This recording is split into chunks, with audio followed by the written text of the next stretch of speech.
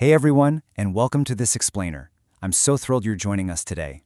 Look, we all know drug abuse is a massive health crisis, right? But it's actually more than that. It's a complex hijacking of human potential. In this session, we're going to unpack the stark realities of that crisis, the hard facts, the science, the whole shebang. But more importantly, we're going to talk about you. We'll be looking at the specific, mandated role that you, as students, are called to play in solving this immense challenge. There is a ton of incredibly powerful information to cover, so let's just jump right in. But first, think about this for a second. When we hear about massive global crises like drug abuse, it is so incredibly easy to feel small. We tend to think, well, that's a job for the government or law enforcement or doctors. But how do you, as an individual, and specifically as a student enrolled in the National Service Training Program, fit into the solution? I want you to keep that question right in the back of your mind as we go through this material today. Okay, let's dive into this. Here's our roadmap for today. We're going to start by looking at the global drug problem, then zoom in on the physical and psychological effects.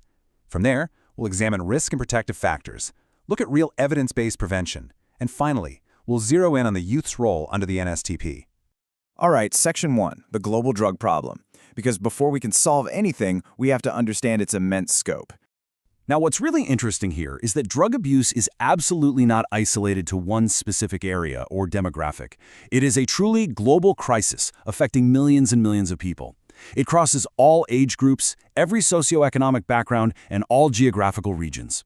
It's a shared human challenge. And what that means is our solutions need to be universally understood, even if they're applied locally. When we break down the actual real-world impact of this problem, we're looking at a dual devastation.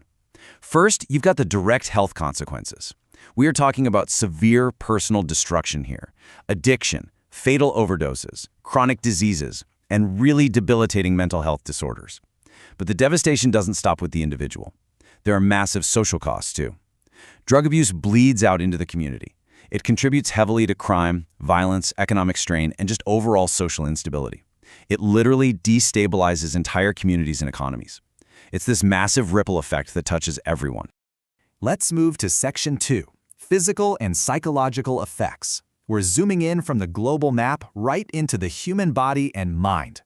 To really understand addiction, we have to look closely at the damage it does. Physiologically, drugs don't just temporarily change your mood, they literally hijack your brain's reward system, rewiring its chemistry and fundamentally altering how it functions, and that leads to drastic changes in your physical health. Psychologically, this rewiring creates crippling dependence and severe withdrawal symptoms. It can even trigger or massively worsen mental health problems, like depression, severe anxiety, and in some cases, psychosis. So it really is a total system hijack of both the body and the mind. Which brings us to Section 3, risk and protective factors, because addiction isn't just random. The decisions we make regarding substance abuse are part of a really complex web. I mean, nobody exists in a vacuum, right? Our choices are heavily influenced by our environment, the people we hang out with, and our own internal health. So let's break down those specific influences. There are some major risk factors that leave certain people highly susceptible to addiction. Family history and genetics definitely play a role, making some individuals more biologically vulnerable from the start. Then you've got peer influence, those social circles and the pressure that can actually initiate drug use in the first place. We also see untreated mental health issues like depression and anxiety, where drugs are unfortunately used as a really dangerous coping mechanism. And finally, the social environment is huge. Things like poverty, unemployment, or just a lack of opportunity can create this vicious, cyclical trap of drug abuse. But let's shift gears for a second, because there is actually a lot of hope here. For every risk factor, there is a protective factor. Strong family bonds provide a sense of belonging and guidance. Positive peer groups, friends who are actually into healthy activities, can push individuals toward better choices. Educational and vocational opportunities provide purpose and financial stability, which actively reduces the likelihood of abuse. And early mental health support helps individuals cope with life stressors safely. The big takeaway here? Drug abuse is absolutely preventable when the right support structures are in place. So let's see how this builds into Section 4, evidence-based prevention strategies, taking what we know and turning it into action. The sources outline a really clear, sequential approach to prevention. Step 1 is education and awareness. Basically, giving people the accurate facts about drugs and their risks. Because let's face it, you can't fight what you don't understand. Step 2 takes that knowledge and turns it into action through skills development. This means actively teaching life skills, things like communication, problem solving, and stress management, so individuals can actually resist drug use when they're pressured. And step 3 is community involvement. Prevention isn't just a school's job or a parent's job.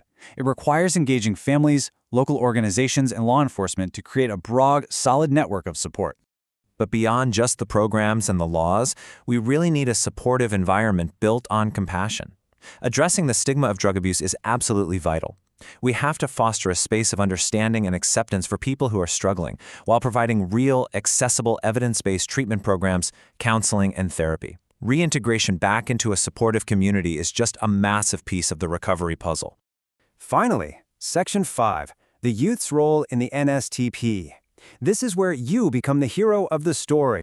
The foundational mandate of the NSTP law, Republic Act 9163, states that it's aimed at enhancing civic consciousness by developing the ethics of service and patriotism. So why is this relevant to drug abuse? Well, because protecting your community from the devastation of drugs is an act of patriotism. It is a core part of your civic duty. Nation building isn't just about pouring concrete for new infrastructure, it's about protecting the physical, mental, and social well-being of the youth. So, the crucial point is how this mandate translates directly into your curriculum. Under RA 9165 and the NSTP guidelines, you are mandated to complete a specific 3-hour instruction block on drug education. This block covers the general orientation on the drug menace, the national drug situation, and, most importantly, it explicitly focuses on your role, the youth's role, in drug detection and prevention. This isn't just a casual suggestion from your professors. It is a legal framework that places you at the absolute center of your community's defense against drug abuse. The ultimate goal of your citizenship training, your disaster risk reduction modules, and your drug education is empowerment.